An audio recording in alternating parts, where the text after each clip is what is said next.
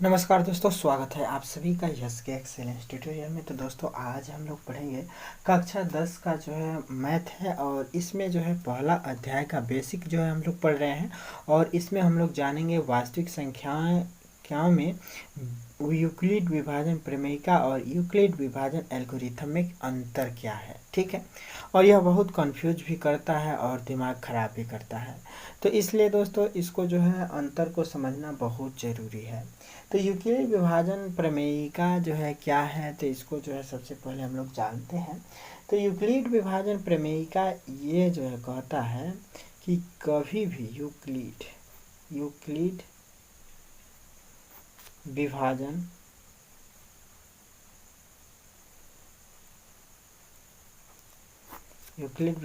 प्रमेयिका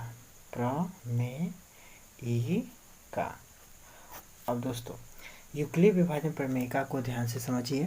देखिए दोस्तों, आप लोग जानते भी होंगे कि कोई भी अगर दो संख्याएं, दो पूर्णांक हो a और b दिया हो, तो हम लोग जो है दो गो और ही पूर्णांक ज्ञात कर सकते हैं।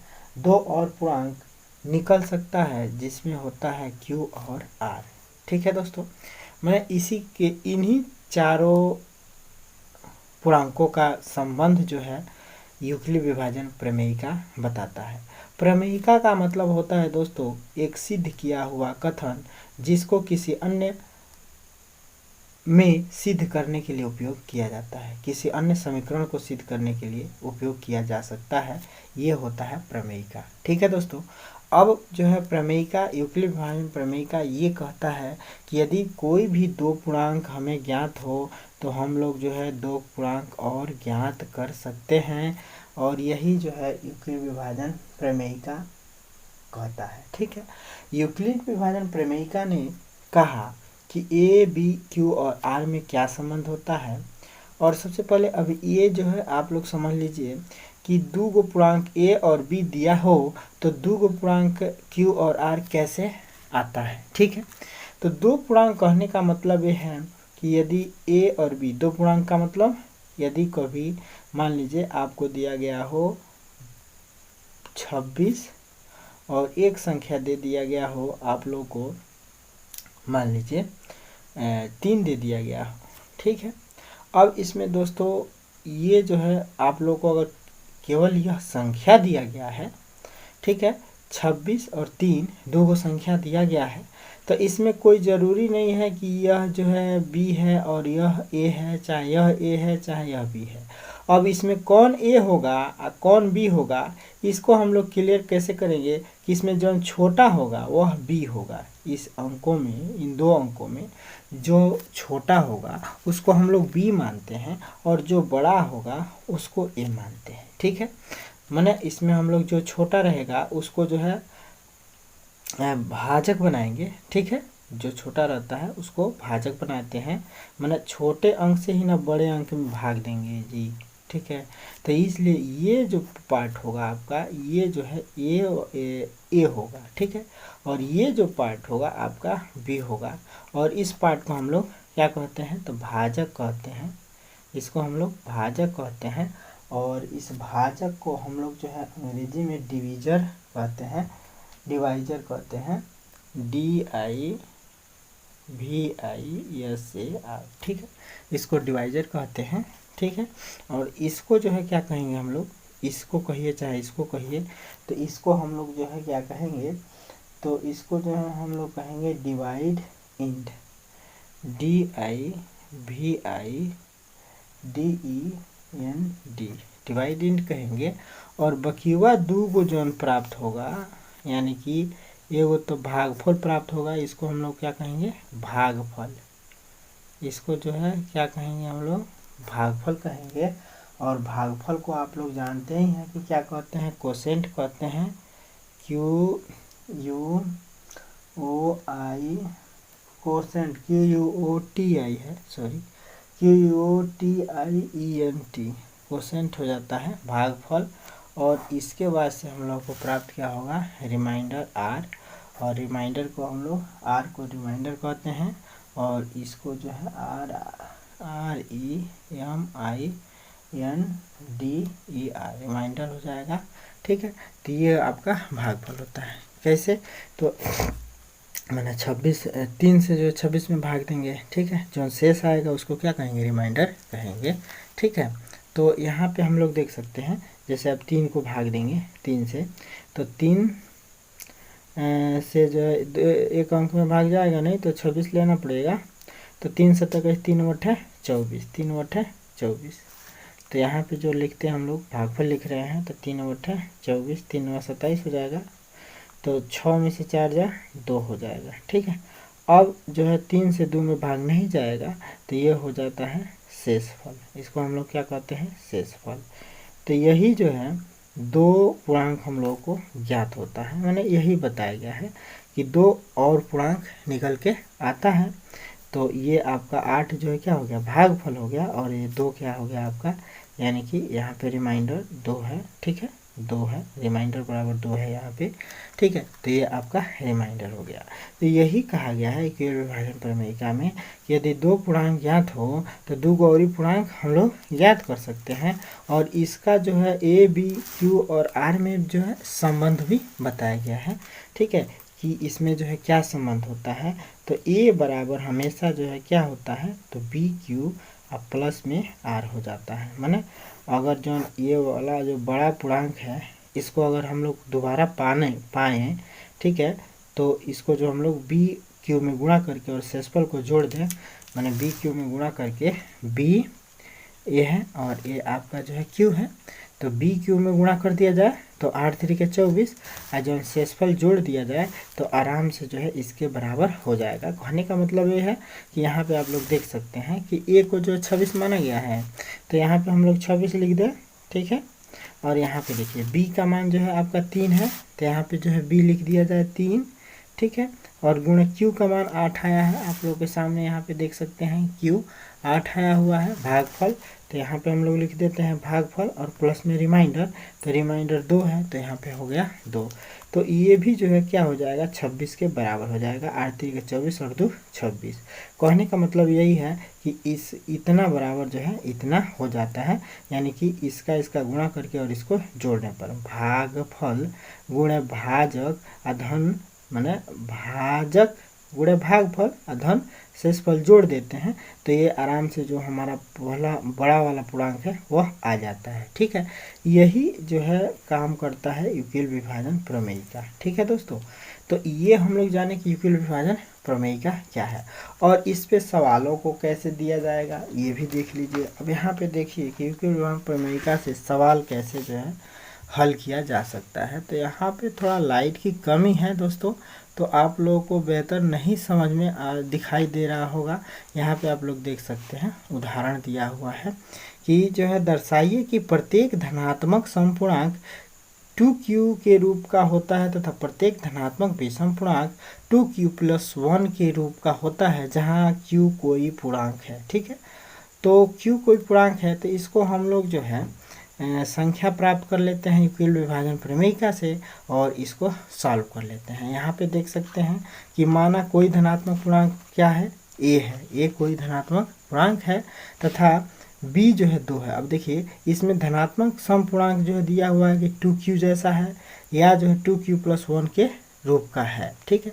तो यहाँ पे जो हम लोग b कैसे निकाल ले रहे हैं, क्योंकि यहाँ पे देखिए यहाँ पे जो होता है b होता है और यहाँ पे जो होता है q होता है, तो q को केवल q पूर्णांक ही माना गया है और 2 यानी कि b का वैल्यू दे दिया है, ठीक है। तो जब b ज्ञात हो गया और ये हम लोगों को ज्ञात है, मान लिया गया है कि ये a है, ठीक है, तो b ज्ञात हो गया, तो a और b से हम लोग जो है क्या कर सकते हैं कि जो है यूक्लिड विभाजन प्रमेयिका से संख्याओं का अनुमान लगा सकते हैं। तो देखिए अब यूक्लिड विभाजन प्रमेयिका में ये भी कहा गया है, ये आप लोगों को हम नहीं बताए हैं कि यूक्लिड विभाजन प्रमेयिका में एक बात और जान लीजिए कि कभी भी ये जो शेषफल होता है ना, ये शेषफल जो है इससे जो है क्या होता है? छोटा होता है, यानी कि भाजक से शेषफल हमेशा छोटा रहेगा, और जो है क्या रहेगा? भाजक से शेषफल हमेशा छोटा रहेगा, ठीक है। भाजक से जो है शेषफल हमेशा छोटा रहेगा, और क्या है?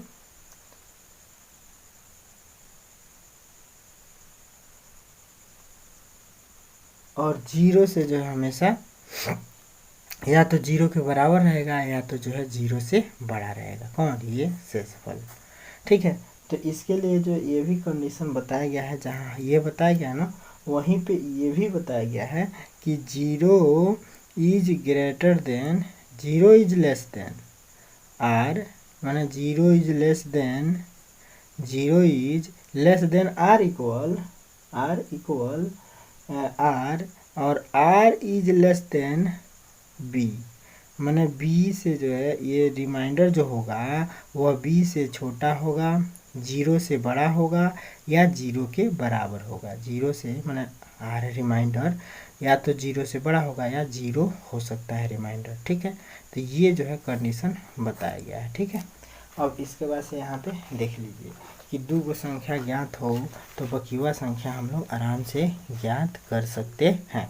तो यहाँ पे देखिए ये कोई धनात्मक पूर्णांक हम लोगों ने मान लिया और यहाँ से जो हम लोगों ने यहाँ पर b का मान निकाल लिया। ठीक है, तो जब b का मान निकाल लिया गया तो अब देखिए अब b जो है क्या है, b और r जो है क्या हो सकता है। अगर b हम लोग को पता चल गया तो r क्या हो सकता है, शेषफल क्या क्या आ सकता है।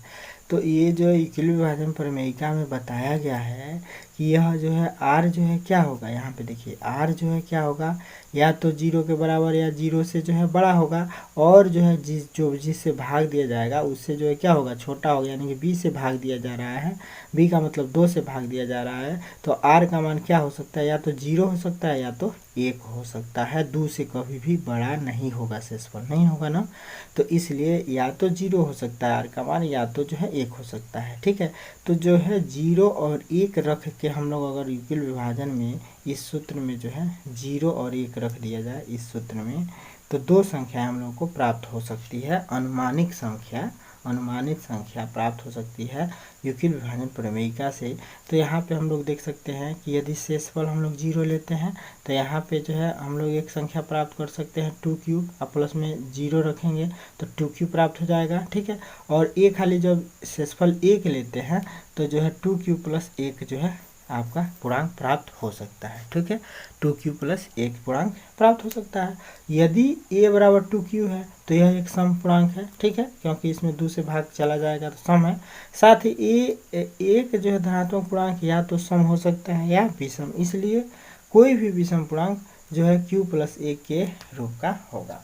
तो इसमें अब दो को संख्या प्राप्त हो गया, तो जब यह सम संख्या है तो यह जो है विषम होगा, इसके बाद फिर सम प्राप्त होगा, उसके बाद फिर विषम प्राप्त होगा। ठीक है, तो कोई भी जो है एक जो है इसमें जो है एक विषम होगा। ठीक है, जब इस रूप का कोई समीकरण है तो मैंने सब मिला के हम आप लोगों को बताना चाहते हैं कि इस टाइप की जो संख्याएं हैं ये यूक्लिड विभाजन प्रमेयिका से सॉल्व हो रहे हैं। ठीक है, ये जो है संख्याएं क्या हो रही हैं, यूक्लिड विभाजन प्रमेयिका से सॉल्व हो रही हैं। और यहाँ पे देखिए अब दोस्तों इस उदाहरण में देखिए आप लोग थोड़ा सा कि इतना और इतना दिया है, इसका एचसीएफ यूक्लिड विभाजन एल्गोरिथम का प्रयोग करके ज्ञात कीजिए।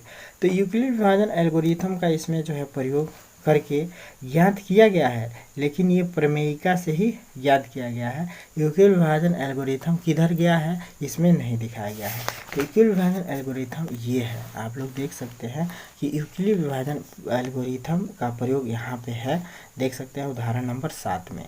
यहाँ पे दो संख्याएं दी गई हैं, 3 संख्याएं दी गई हैं और एचसीएफ निकालना है, तो यूक्लिड विभाजन एल्गोरिथम का प्रयोग करके हम लोग ज्ञात कर सकते हैं यूक्लिड विभाजन एल्गोरिथम। और देखिए यूक्लिड विभाजन प्रमेयिका, यूक्लिड विभाजन प्रमेयिका से जो है हम लोग एचसीएफ ज्ञात कर सकते हैं, उससे भी एचसीएफ ज्ञात कर सकते हैं, और यूक्लिड विभाजन एल्गोरिथम से भी एचसीएफ ज्ञात कर सकते हैं। अब देखिए यूक्लिड विभाजन एल्गोरिथम से भाग दे के हम लोग एचसीएफ ज्ञात कर सकते हैं, और वो भी जो है अगर 3 संख्याएँ हों चाहे 4 संख्याएँ हों तो, ठीक है, 2 3 4 संख्याएं हो तो यूक्लिड विभाजन एल्गोरिथम का यूज करेंगे। ठीक है, भाग विधि से जो है एचसीएफ निकाल सकते हैं। यूक्लिड विभाजन जो है प्रमेयिका क्या है कि उसमें 2 ही संख्याएं दी गई हो तो हम लोग एचसीएफ निकाल सकते हैं, तीसरा दिया गया हो तो समझ में नहीं आएगा। ठीक है, तो यूक्लिड विभाजन एल्गोरिथम जो है ये भाग विधि से जो निकालते हैं हम लोग एचसीएफ, ये जो है इससे जो है एल्गोरिथम हम लोग कहेंगे, ठीक है।